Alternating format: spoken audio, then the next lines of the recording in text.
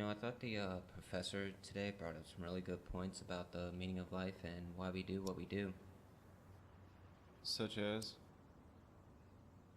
Well, for example, like equal opportunity and how it's destroying our perceptions of other people. I don't agree with that. It's now possible for people to achieve the same order of rights regardless of race, class, background, or religion. The fact is, humanity is corrupt, so any attempt to equalize the inadequacies is an improvement in my view. The more we argue about equal opportunity, the less equal everyone becomes. Equal opportunity isn't about having a society of clones. It sometimes seems that way, though. Equal opportunity is about respect. Just because someone is different than you, it doesn't mean they deserve disrespect. After all, the retards are just as good as the crooked politicians. The more you argue about equal opportunity, the less respect you show other people. Not if you're respecting them as an equal. If everyone respected everyone else as equal, there wouldn't be a need for equal rights or equal opportunity. That's exactly why we have them at all. Let's go.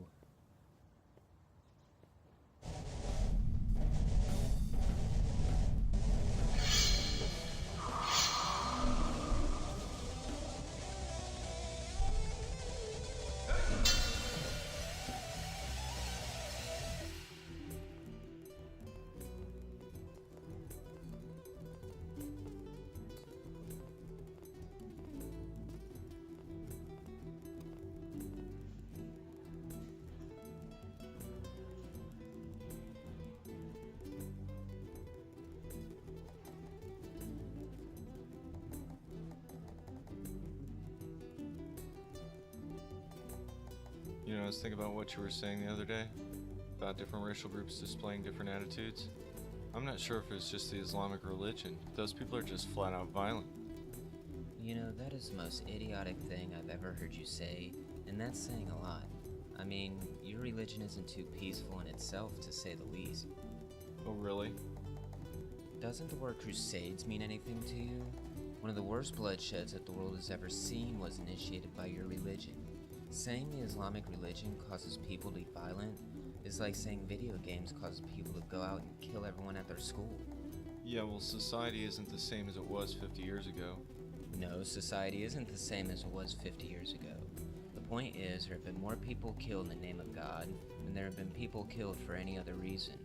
It is not the religion that kills people, it's the megalomaniacs who run the church that promote this kind of violence. Well, if you have a problem with God, maybe you should take it up with him. You keep avoiding your original argument. Since you know you're wrong, I accept that, why can't you? God has no place, no right to tell us how to act, who to kill, or who not to kill. We must accept responsibility for our own actions and stop giving it over to religion and its leaders.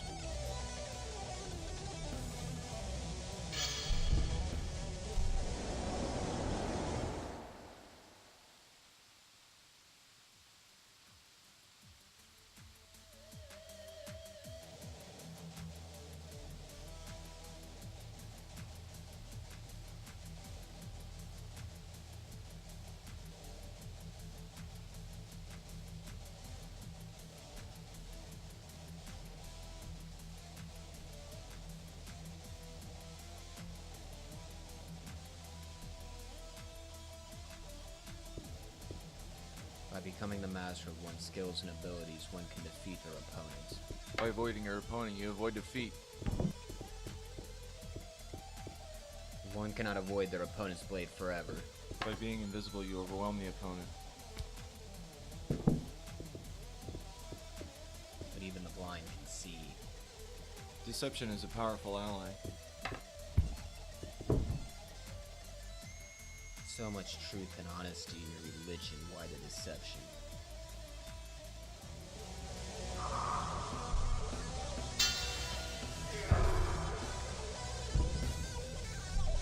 The most effective way to defeat your opponent is to distract them by drawing their attention towards something else. The more you try to distract your opponent, the less you pay attention. That is why you must be aware of more than one thing at a time. You must be open and capable of multitasking. The average person isn't a computer, they can only focus on the task at hand.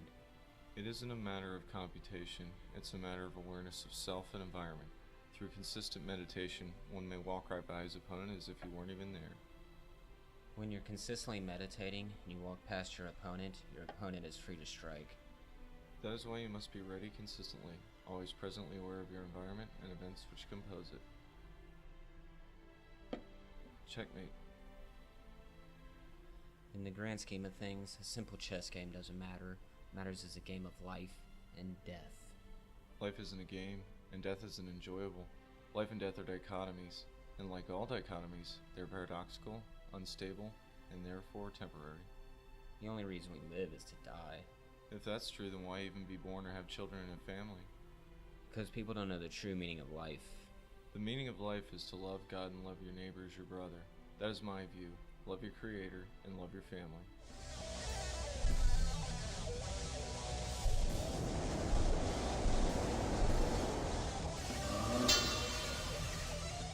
So how are things going with your school project? For some reason, I can't get my frickin' ideas past the teacher. She keeps saying it's too adult-oriented. She's giving you problems? What's your idea? Well, you know the movie Hellseeker? Basically, I was thinking of this guy, he solves a puzzle, and then these razor chain things pop out and start ripping apart. Interesting. Sounds rather morbid to me. Do you think she's being unfair? Well, yeah, life's nothing but a morbid curiosity anyways.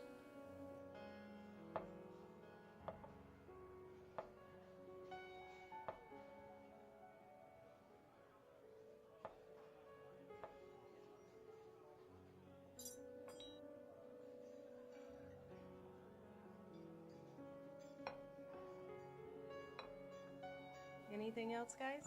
Should be it. Okay, thank you. Thank you. Look at this meal.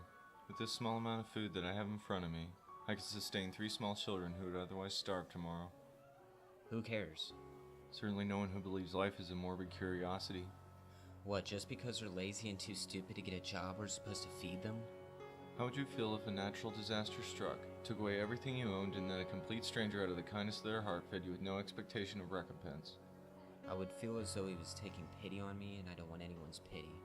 I'll remember that when I see you in distress. In my life, I depend on others. In your life, others are merely pedestals to be stepped upon. Life is filled with distress, and if you can't handle it, you're better off slitting your own wrists. Then that shall be your eternal fate.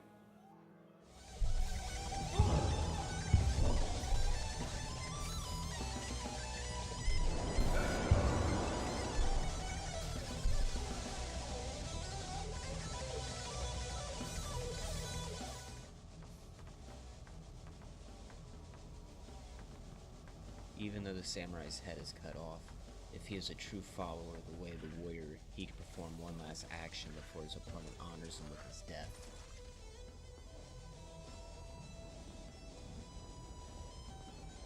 And what action would that be? To bleed profusely from his neck? The warrior is true to the code of the samurai. His reiki may still inhabit his lifeless body so that he is walking death. I bet he's really fun at parties. It is quite obvious you know nothing about being a warrior. It shows in your arguments, in your training, in your gaming. Hell, it shows in everything you ever do. Actually, hell is what I try to avoid showing. It is something I'd rather not see. Even though one is a Templar Knight, according to the 10 Commandments brought down by your God, thou shalt not kill, you're going to hell, and I shall be your Azrael. I am not a Templar Knight, and I have never killed anyone with the exception of my God, and for that I am doomed. But because God is benevolent, he will forgive me. God or no God, life and death, a true samurai always has a place in the heavens. But if there is no God, where are the heavens to be found? In the way of the samurai, death is but a stepping stone to become one with the void. Without an honorable death, the samurai is doomed to walk the earth until he honors himself and his family.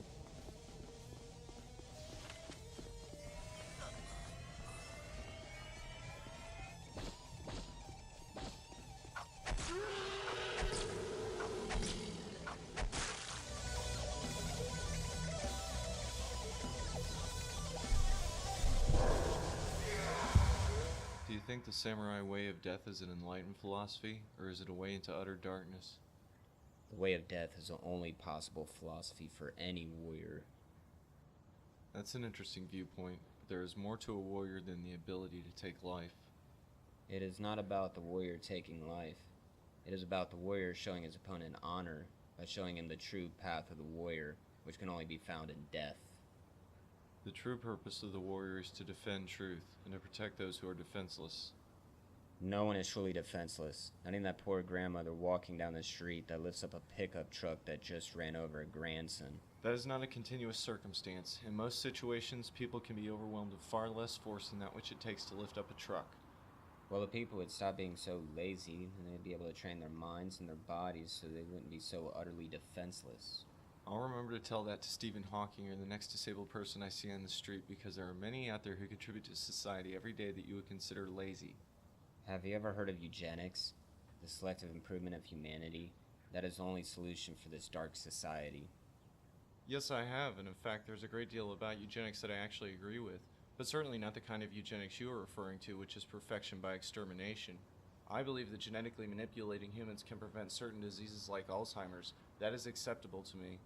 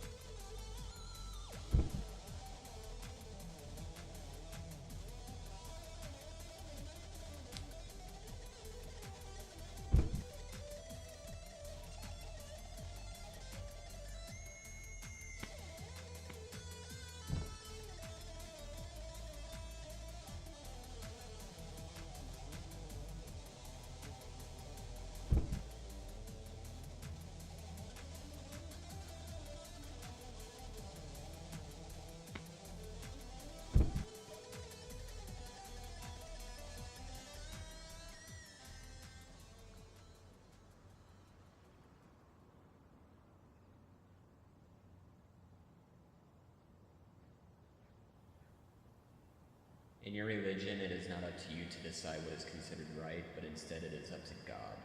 However, in the samurai way of things, it is up to the samurai to distinguish between the honorable and the dishonorable. In other words, to play God? Yes, it is up to God to decide who lives, who dies, who eats bread, and who drinks blood. I am merely using the tools that have been given to me through conscience to carry out God's will. And by your unwillingness to do what must be done, by honoring your God, instead of honoring your opponent, that shows the weakness within.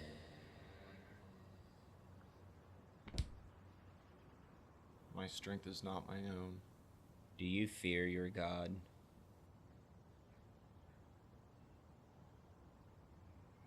To fear God is to understand your own limitations. In California, there once was a man that liked pictures of dragons, and all his clothing and furnishings were designed accordingly. His deep affection for dragons was brought to the attention of the dragon god, and one day a real dragon appeared before his window. It is said that he died of fright. He was probably a man that spoke big words, but acted differently when faced with the real thing. If you're accusing me of falling dead before my God in fear, then I am guilty. It is not that you would fall dead. It is the fact that you speak so highly of your God, but do you really mean what you say? God would destroy me faster than I pinned you to the ground. If your God loves life so much, why would he destroy you? And in the story of Cain and Abel, why did God accept Abel's bloody sacrifice and reject Cain's earthly sacrifice? Abel saved his best for God. Cain did not. And Cain spilled his brother's blood upon the ground. Was that a sacrifice for God? Remember, God created all things, including space and time. He knew where Cain's heart was even before Cain did. Yet if your evil God would have accepted Cain's sacrifice, bloodshed would have been avoided. I'm afraid that neither you nor I have the capacity to fully understand God. You and I are both limited, created, and conditional beings. God is forever, eternal, and everlasting. The only truth in all else is but an illusion. This is said in so many other places. When you think of a father disciplining his children, would he do it out of love? And would his kids even have the capacity to understand? Remember, children don't understand anything. Would a father kill his children? Would a father demand his children kill other people? Is this what you mean when you say God is a father to us? God has never asked anyone to kill. It is an abomination before him, though some will claim different. God creates and God destroys. That is his right, his will, and his honor.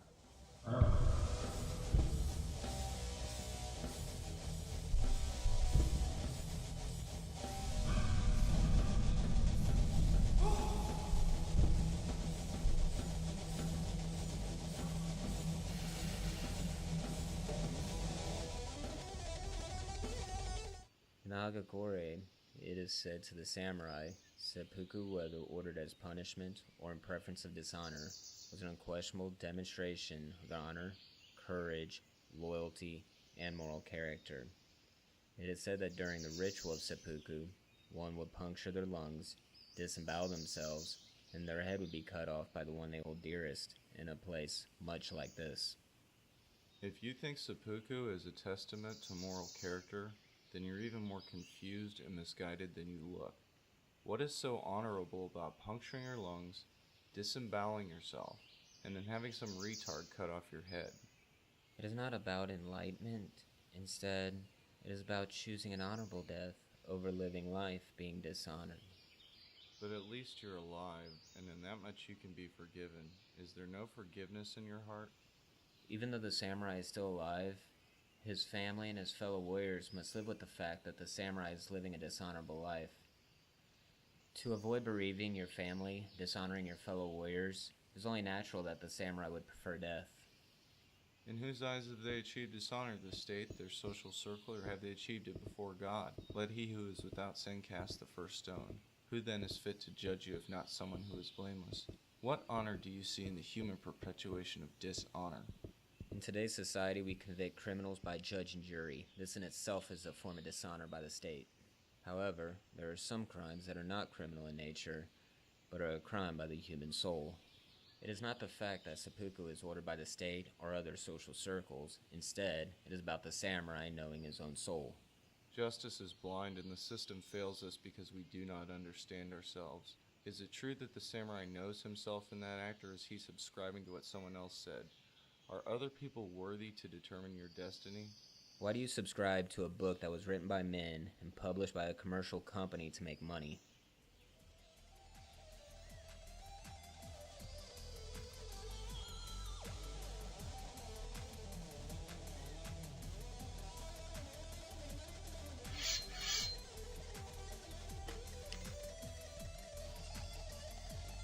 Balance is the key to success in combat.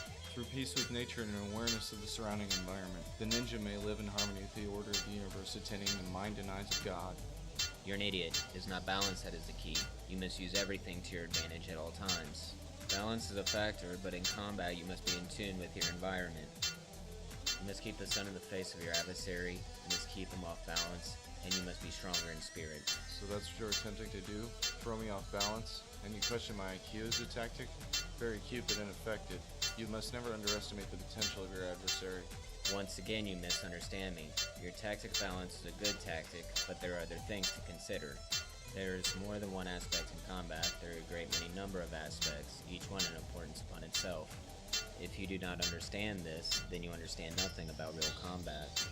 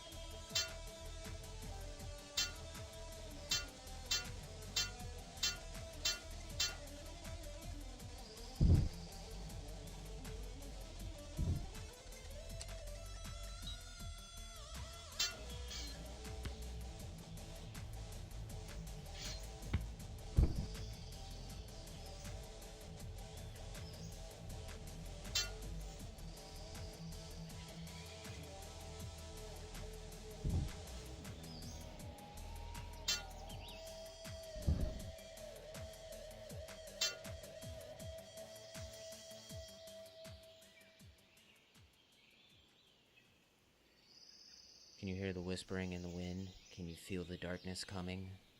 I do not walk through the valley alone, and in the shadow of death my God will be there. The wind foretells of many things, the past, the now, and the future. The shadow of death is not his shadow, it is my own.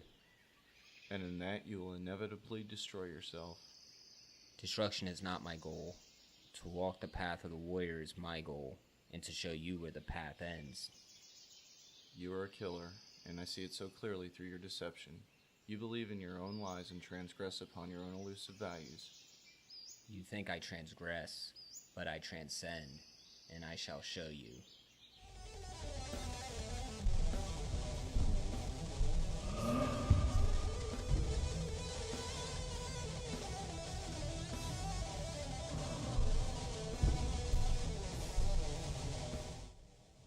In the end, you are my brother, and even in death, I will pray for you. And as a brother you are to me, and being my brother, I shall show you the way. Forever shall you lose yourself, so eternally shall I pray. My home is not of this earth, and when I walk with God.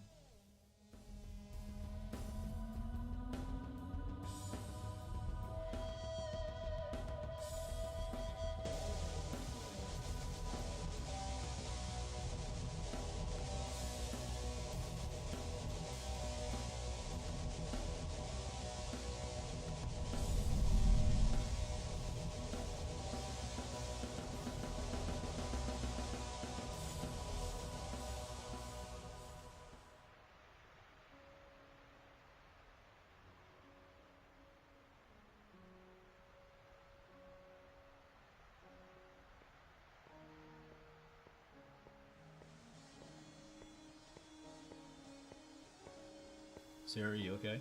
I'm not sure, Timothy. I'm so sorry. I never meant to hurt you, and I love you. Will you forgive me?